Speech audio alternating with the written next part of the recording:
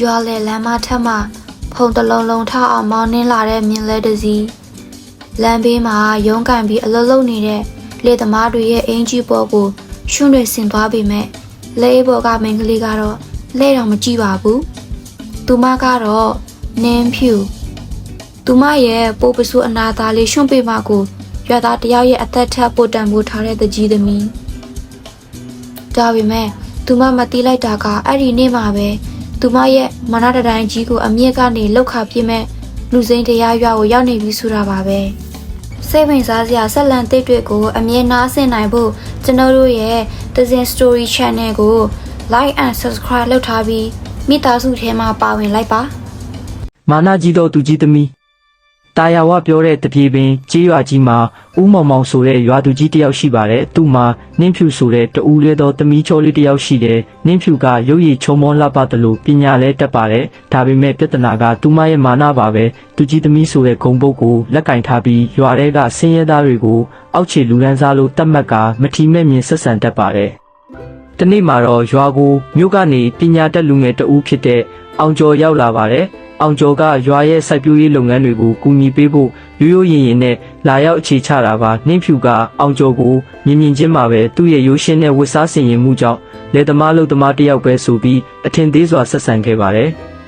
ရှင်တို့လိုလူတွေကမြေကြီးနဲ့လက်နဲ့မကင်းတဲ့သူတွေပဲကျမတို့လိုလူမျိုးနဲ့စကားပြောချင်ရင်တော့အဆင့်တန်းကိုကြည့်ပြောပါလို့နှင်းဖြူကလူပုံအလဲမှာအောင်ကျော်ကိုအဆက်ခွဲခဲ့ပူပါတယ်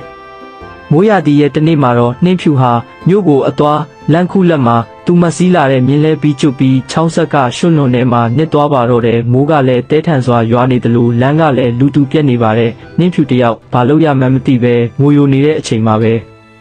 ရွှွန့်တွေပေကြံနေတဲ့အောင်ကျော်ကနွားလဲတစည်းနဲ့ရောက်လာပါတယ်နှင်းဖြူဟာအစကတော့အကူအညီမတောင်းချင်ပေမဲ့အခြေအနေအရမတက်တာပဲငြိမ်နေခဲ့ရတယ်အောင်ကျော်ဟာဘာစကားမှမဆိုပဲတုံတုံလှုပ်လှုပ်နဲ့နှင်းဖြူရဲ့လဲကိုနုံထဲကနေအားဆိုင်ပြီးတွန်းထုတ်ပေးခဲ့ပါတယ်နှင်းဖြူရဲ့အဝတ်စားတွေရွှွန့်ပေမှာဆိုလို့သူ့ရဲ့တပတ်အစ်စ်လေးကိုခင်းပေးပြီးလှဲပေါ်တက်ခိုင်းခဲ့ပါတယ်လဲပေါ်ရောက်တော့နှင်းဖြူကကျေးဇူးတင်စကားပြောမလို့ပြင်ပေမဲ့အောင်ကျော်ကအပြုံးလေးနဲ့အရင်ပြောလိုက်ပါတယ်မနှင်းဖြူလူတယောက်ရဲ့တန်မိုးဆိုတာသူစီးတဲ့လဲသူဝတ်တဲ့အဝတ်စားပုံမှာမရှိပါဘူးခက်ခဲနေချိန်မှာတယောက်ကိုတယောက်ကူညီနိုင်တဲ့စိတ်ထားပုံမှာပဲရှိတာပါကျွန်တော်ကလက်သမားပေမဲ့မနှင်းဖြူဒုက္ခရောက်နေတာကိုတော့လစ်လူမရှုနိုင်ပါဘူးဒီစကားကနှင်းဖြူရဲ့ရင်ထဲကိုဒိန်းကနေရိုက်ခတ်သွားပါတယ်သူမအမြဲထင်သေးခဲ့တဲ့အောက်ခြေလူရန်စားဆိုသူကသူမကိုဘာမှပြန်မမျှော်လင့်ပဲကူညီခဲ့တာပါအဲ့ဒီနေ့ကစပြီးနှင်းဖြူဟာသူမရဲ့မာနတွေကိုဆွတ်လွတ်လိုက်ပါတယ်နောင်တွင်နှင်းဖြူဟာရွာသူရွာသားတွေကိုဖော်ဖော်ရွေရွေဆက်ဆံတက်လာပြီးအောင်ကျော်နဲ့အတူရွာရဲ့ဖွံ့ဖြိုးရေးလုပ်ငန်းတွေကိုတက်တက်ကြွကြွကူညီပါတော့တယ်ရွာသားတွေကလည်းအရင်ကမာနာကြီးတဲ့သူကြီးသမီးမဟုတ်တော့ပဲအခုတော့ရွာရဲ့နတ်သမီးလေးဖြစ်နေပြီလို့ချီးမွမ်းကြပါတော့တယ်ဒီဆက်လန်လေးရဲ့သင်ခန်းစာကတော့ရုပ်ဝတ္ထုပစ္စည်းနှင့်ယာတုကုန်ရှိန်သည်ခဏတာသာဖြစ်ပြီးစိတ်ထားကောင်းမွန်ခြင်းကသာထာဝရတန်ဖိုးရှိသည်